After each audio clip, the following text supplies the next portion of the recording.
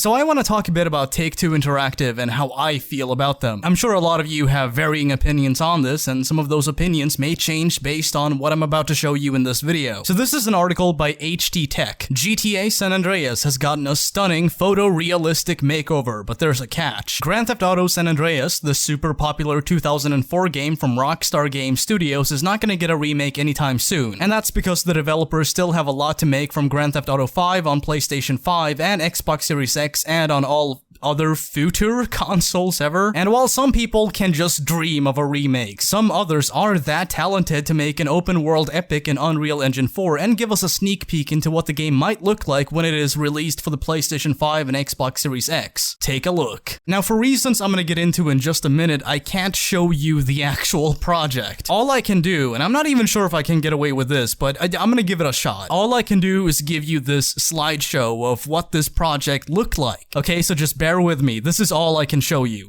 Now here's the catch. This is not playable. That's the bad news. As good as this makeover looks, it is not making it to the original game, and it's just the handiwork of 3 fans who have used Unreal Engine 4 to create an idea of what GTA San Andreas might look like if it was to be officially remastered. The 3 fans, who call themselves Arcadia Squad, are people who like to create audiovisual incredible things. Their focus, for now at least, are the games from Rockstar like Grand Theft Auto, and to reimagine them in, quote, unprecedented quality perspective. And here's an article by EN24 News. The developers behind Arcadia Squad indicated that the start of the project started a year ago. Now, it does mean that this level is available to download, or that it is a remake? Okay, a remake of the title. It is simply a tool to create machinimas. So this is not a remake of San Andreas in the sense that you're gonna download it and play the game on Unreal Engine 4. This is a tool which you can use, or well, could use, to make machinimas with Grand Theft Auto San Andreas assets. It goes without saying that a lot of GTA San Andreas machinimas are lackluster in quality. And it's not for a lack of ideas or creativity, it's simply because the game is so limiting. There are mods you can download that allow you to play animations in the game, and thus you can, via video editing, construct something cohesive, but overall you're limited to what the game allows you to do. This project was intended to give you the ability to do more. You could use animations from the game, character models, textures, even the game map itself. And combining all of that with good graphics like in Unreal Engine 4, you're now able to do a lot more. That was the intent behind this project. And as you can see on the Social Blade page for Arcadia Studios, they got a lot of views from this. They actually got like 16,000 subs in about 10 days. This is a team that came out of nowhere, a team consisting of 3 people. They put up this well-edited trailer for this project, and it skyrocketed in views. In one day, they had almost 750,000 views and 5,000 subs. And as you now know, a bunch of articles were made on this. A lot of people were excited because this is something that you don't see that often. Some fans of a video game collaborating and making something that is actually pretty f***ing useful. I have not made machinimas in a long time, but if this came out when I made this channel, back when I intended to make GTA SA machinimas and that was about it, I would have been amazed and excited. Okay, so with all of that said, going back to explaining why I can't show you the actual trailer, let's have a look at Arcadia Squad's YouTube channel. This is a screenshot that I took last night of the Arcadia Squad YouTube channel, and I did so because I had a feeling, I had a sneaking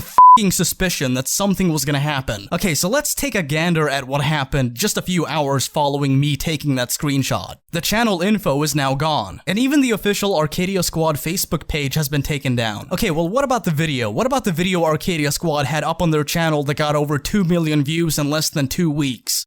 Huh. It's missing. Let's take a look at the community tab. Maybe Arcadia Squad said something. Take-Two Interactive took it down. They filed a copyright claim on this video and effectively had it pulled within a day. So to summarize the events that have transpired over the last couple of weeks, 3 GTA fans did something good, something that benefited the community as a whole. They made this tool which is intended for making machinimas, not playing the game. There's no way to play the game via this tool. And what happened? Well, it got a lot of attention, and thus Take-Two Interactive noticed it. And upon taking notice of it, Take-Two Interactive, Rockstar's parent company, did did the typical thing they always do. They saw the video, they said, ooh woo, what's this, and they took it down. Now this part of the video is where I no longer have evidence to back up what I'm saying. All I have are past instances of Take-Two Interactive behaving in certain ways. So from this point on, I want to make it clear that I'm not saying that I definitively know what happened. But considering that Take-Two Interactive have in the past told people to take down not just the download pages for the mods they put up, for instance, the hot coffee mod in Red Dead Redemption 2, but they've also been really controlling. And based on past events, I'm just gonna say that it would not surprise me the least if Take-Two Interactive actually told these people to take down not just the project itself, but also their Facebook page and their YouTube channel. Michael,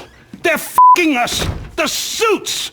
And they don't even wear suits! Wolves in turds clothing! Is anybody else sick of this? I want to know, like, is anyone else sick of this? Now, before anybody says it, because I've heard people say this a million times, I'm just gonna preemptively refute it. Yes, Take-Two Interactive has the legal ability to do this. I'm not denying that, I acknowledge that. Nobody with an IQ above room temperature is disputing that fact. Do they have the right to do this? Yes. Should they do it? No. That is what I'm getting at. So for any person out there who's like, well, you know, legally they can do this, yeah, no shit, Sherlock. I'm gonna give you a reason for why I think they should not do this. And I'm not gonna make the argument that you expect. I'm not gonna make the case that this is bad for the community. I feel like that's self-evident, so we're gonna set that aside and just focus on the consequences of this. I'm gonna do something that I haven't seen a lot of people do and make an argument based on Take-Two Interactive's best interest. This is bad PR, not just for Take-Two, but also for Rockstar. As soon as this happened, a bunch of people came after Rockstar. This is not something that Rockstar Games is concerned with. This is an instance of Take-Two Interactive being way too protective of one of their IPs. An IP that was released over a decade ago, mind you. They're not gonna save any potential significant profit by doing this. All, and I mean all they're doing by doing this is shooting themselves in the foot. And in the process of doing so, the bullet ricochets and it hits Rockstar Games right in the f***ing face. It's a dumb, counterproductive business practice that only results in bad PR. So again, I know they can do this, but I don't think they should. It's bad for the community, it's bad for Rockstar Games, and it's bad for Take-Two Interactive. I don't know.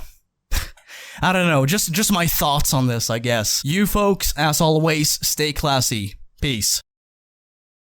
Hello audience, it's after video SWEGTA. I just want to let you know that I recently did a collaboration with She Says. So She Says does this boundary break video series. It's basically like off-camera secrets in video games and, you know, getting to areas you're not supposed to be in. During the making of an episode where he would talk about Bully, a lot of people on Twitter were like, hey, you have to get SWEGTA in on this. Down in the video info, you can find a link to that video. Those of you who miss the good old days of SWEGTA, the old school people out there who miss the Bully content, you might enjoy this. This might be right up your alley. But again, link down below. Check it out.